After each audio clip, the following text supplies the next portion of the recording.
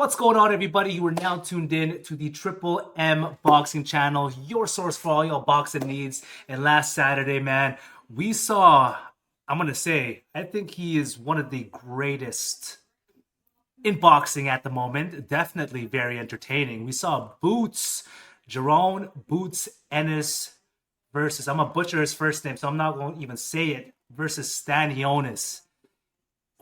Incredible fight from Wonderful start performance. until it was until it was called off, man. But you start, man. What do you think of that performance? Um, I'm shocked, but I'm not. I thought Stanionis well, on paper, he looked like he was the biggest challenge for Boots.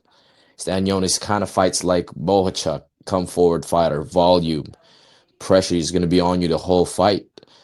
And I thought that's going to make Boots a little uncomfortable. But hey, man, I gotta agree with you. Boots is probably the one of the most skillful fighter today. His skills are crazy. Like, bro, his skills are second to none. He fights with right hand. He fight left-handed. He is a good counter puncher. Like I said, we compare him a lot to Terrence Bud Crawford, and that's pretty accurate. However, I think he's bigger than Terrence Bud Crawford.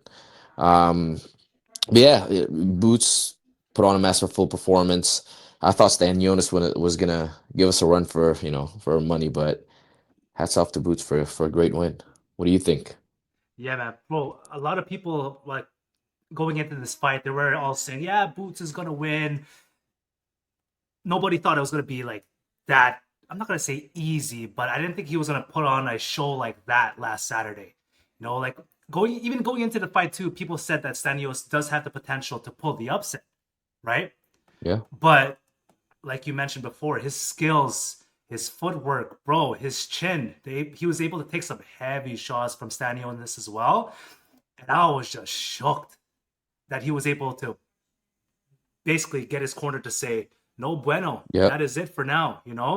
And on the other hand, too, like it was, like I said, extremely entertaining. Why? Because these two guys, literally both in their prime. Yep. And in my opinion, I think Boots got his quote unquote breakout performance. This is gonna really I think it's gonna open up more doors and more opportunity now that people see the skills that Boots can bring to the table. I agree. One thing that makes Boots so dangerous is he takes a lot of risks. Yeah, he got hit in that fight, but his chin is pretty strong, and every time he gets hit, the dog in him comes out.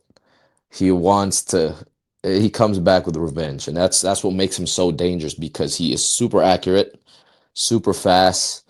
He's great at timing you in the counter, but he's also so big. Like he we'll talk about that later, but he's too big for 147 as of right now. And it showed. But yeah, I mean that's what made Boots so deadly. I want to see him in the mix. We'll talk about it. But what do you? I'll let you start first. What's next for Jaron Boots Ennis? Now that he In has my what? He has two titles and a lineal championship. Should he go for undisputed or should he just move up and join? man, and for me, I would love to see him go up in weight because, like you said, yeah, he's big for that division. But to see him go up one more division and conquer that, I think he'd be way more comfortable there. I think at 154, you know, that's what I think. But I agree. Because who else is the champion at 147 right now? We got Barrios, and we got Brian Norman Jr. Those are two decent fights. I'm not gonna lie, but on paper, we know who's like it's pretty on paper. It's kind of obvious. You think who's gonna win. Yeah, Obviously, the undisputed is important.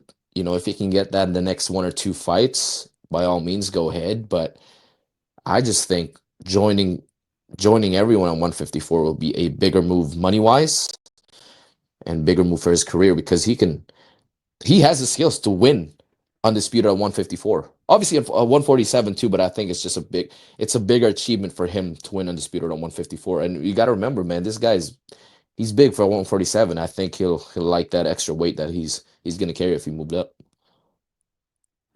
Yeah. Do you know what would be a crazy fight at 154?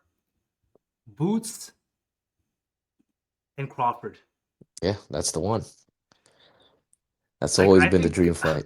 I think that's the fight to make, I because agree, man. like on paper, skill wise, I think they're pretty much on par. It's gonna be that fight will be a explosive chess match, but it's gonna be the best chess match that we'll probably ever see. Both guys, like I said, they fight the same. They got the same killer instinct. They take the same risks, and they both fight right and left-handed. Although obviously we know Crawford is gonna move up. Will he move down after this fight? Highly unlikely. I mean, Crawford's also getting up in age, but like I said, Boots being in the mix, there's a lot of fights to make. A lot of fights. Boots against anyone. Boots against Tim Tszyu. Boots against what's his name? The knocked out Tim Tszyu. Bakram. Boots Fundora. Boots. Hey, Boots Ortiz will be pro. We'll sell a lot of fight. I mean, a lot of seats. And we still got a lot of people. Charlo's still maybe Charlo's still there. But there's like I said, there's a lot of potential, and I think the smartest move for him now that he's going to be in the prime of his career is take the risk and fight these quote unquote bigger guy. Even though I think he's going to be fairly the same size or a little bit bigger than these guys.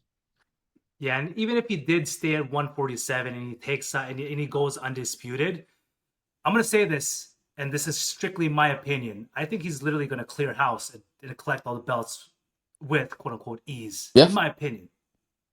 So like he can do that, but I agree with you, man. Take the bigger risk. Why not? Right? Strive for greatness. Clear out 154 and just keep going up from there. You know what I mean? yeah, I agree. I mean, like I said, you can go undisputed, maybe clear it out this year, but it just makes sense. Like these guys are still 154, and it seems like they're gonna stay at 154 this year. So I think Boots being in the mix will be a great addition to that division. That division is stacked. Very stacked, man. And one last thing, man. I was extremely happy for Eddie Hearn this fight as well. Just seeing him jump up and down, he's like, bro, his fighters are finally getting dubs, Like he was on a little rough patch there with the Soul Staple, but now he's happy. You know what I mean? Yeah, one thing about Eddie Hearn, man, like I'd give him this, like he stands there with his fighters, like he's gonna make sure you're taken care of, and he's gonna be your biggest fan. Seeing Bivol with raised when they call Bivol's name, Eddie Hearn was he was happier than Bivol.